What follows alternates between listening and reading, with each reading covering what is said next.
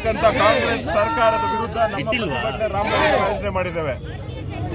ಒಂದು ಹೆಣ್ಣು ಮಗಳ ಜೀವಕ್ಕೆ ಬೆಲೆ ಕೊಡ್ತಿರ್ತಕ್ಕಂಥ ಒಬ್ಬ ಮುಖ್ಯಮಂತ್ರಿ, ರಾಜ್ಯದ ಮುಖ್ಯಮಂತ್ರಿ ಅಷ್ಟು ಬರ್ಬರವಾಗಿ ಹತ್ಯೆ ಆದಂತ ಒಬ್ಬ ಹಿಂದೂ ಹೆಣ್ಮಗಳ ಬಗ್ಗೆ ವೈಯಕ್ತಿಕವಾಗಿ ಸಂಬಂಧ ಅಂತ ಹೇಳಿಕೆ ಕೊಟ್ಟಂತ ಬೇಜವಾಬ್ದಾರಿ ಸಿದ್ದರಾಮಯ್ಯ ವಿರುದ್ಧ ಇವತ್ತು ನಮ್ಮ ಪ್ರತಿಭಟನೆ. ಡೆಪ್ಟಿ ಚೀಫ್ ಮಿನಿಸ್ಟರ್ ಆಗಿರ್ತಕ್ಕಂಥ DK ಶಿವಕುಮಾರ್ ಅವರ ವಿರುದ್ಧ ನಮ್ಮ ಪ್ರತಿಭಟನೆ.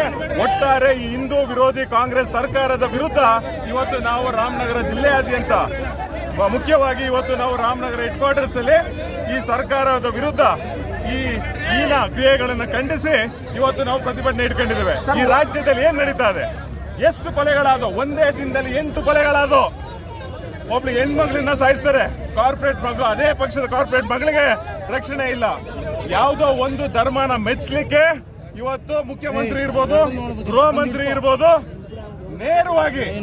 ನೇರವಾಗಿ ಡೈರೆಕ್ಷನ್ ಕೊಟ್ಟಿದ್ದಾರೆ. ಒಂದು ಸಮುದಾಯದವ್ರನ್ನ, ಒಂದು ಧರ್ಮದವ್ರನ್ನ ಟಚ್ ಮಾಡಬಾರ್ದು ಅಂದ್ರೆ ನಮ್ಮ ಹಿಂದೂ ಧರ್ಮದವ್ರು ಎಲ್ಲೋಗ್ಬೇಕು?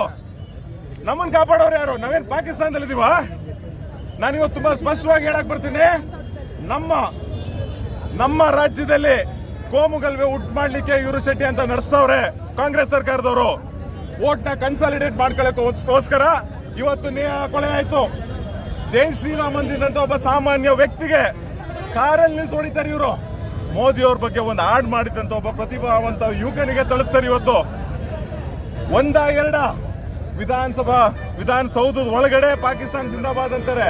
ಎಲ್ಲಿ ಹೋಗ್ತಿದೆ ನಮ್ಮ ರಾಜ್ಯ ಕಾಂಗ್ರೆಸ್ ಆಡಳಿತ ಸರ್ಕಾರದ ಕೆಳಗೆ? ಸರ್, ಈಗ ನಿಮ್ಮ ಹೋರಾಟವನ್ನು ಹತ್ತಿಕ್ಕುವಂತ ಕೆಲಸ ಏನಾದ್ರು ಮಾಡ್ತಿದ್ಯಾ ಸರ್ಕಾರ? 100% ಪೊಲೀಸ್ ಇಲಾಖೆಯನ್ನು ಉಪಯೋಗಿಸ್ಕೊಂಡು ನೇರವಾಗಿ ನಾನು ಆಗ್ಲೇ ಹೇಳ್ದಾಗೆ ಮುಖ್ಯಮಂತ್ರಿಗಳು, ಗೃಹ ಮಂತ್ರಿಗಳು ನೇರವಾಗಿ ಪೊಲೀಸ್ ಇಲಾಖೆಯನ್ನು ಉಪಯೋಗಿಸ್ಕೊಂಡು ಈ ಒಂದು ಹೀನವಾದ ಕೃತ್ಯ, ನಮ್ಮ ಹೆಣ್ಣು ಮಗಳಿಗೆ ಆದಂತ ಕೃತ್ಯವನ್ನ ಮಟ್ಟ ಹಾಕಲು, ಹೋರಾಟವನ್ನು ಮಟ್ಟ ಹಾಕಲು ನೇರವಾಗಿ ಕೃತ್ಯ ಮಾಡ್ತಿದ್ದಾರೆ ಕಾಂಗ್ರೆಸ್ ಸರ್ಕಾರದವರು.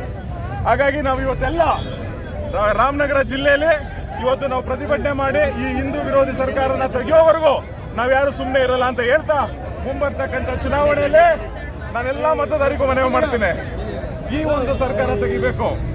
ಈ ಒಂದು ಹಿಂದೂ ವಿರೋಧಿ ಸರ್ಕಾರವನ್ನ ಮನೆ ಕಳಿಸ್ಬೇಕು ಅಂದ್ರೆ ಮೋದಿಯವರ ಕೈ ಬಲಪಡಿಸಲೇಬೇಕು ನಾವು ದೇಶದಲ್ಲಿ.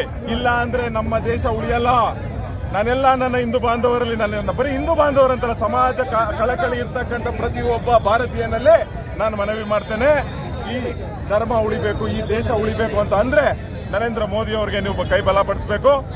ಡಾಕ್ಟರ್ CN ಮಂಜುನಾಥ್ ಅವ್ರ ಮೂಲಕ ನಾವು ಅವ್ರನ್ನ ಗೆಲ್ಲಿಸುವ ಮೂಲಕ ನಾವು ಇವತ್ತು ನರೇಂದ್ರ ಮೋದಿ ಅವರ ಸರ್ಕಾರವನ್ನು ಬಲಪಡಿಸಬೇಕು ಅಂತ ನಾನು ನಿಮ್ಮೆಲ್ಲರ ಮೂಲಕ ರಾಮನಗರ ಜನತೆ ಹಾಗೂ ಬೆಂಗಳೂರು ಗ್ರಾಮಾಂತರ ಜನತೆಯಲ್ಲಿ ಮನವಿ ಮಾಡ್ತೀನಿ ಸರ್.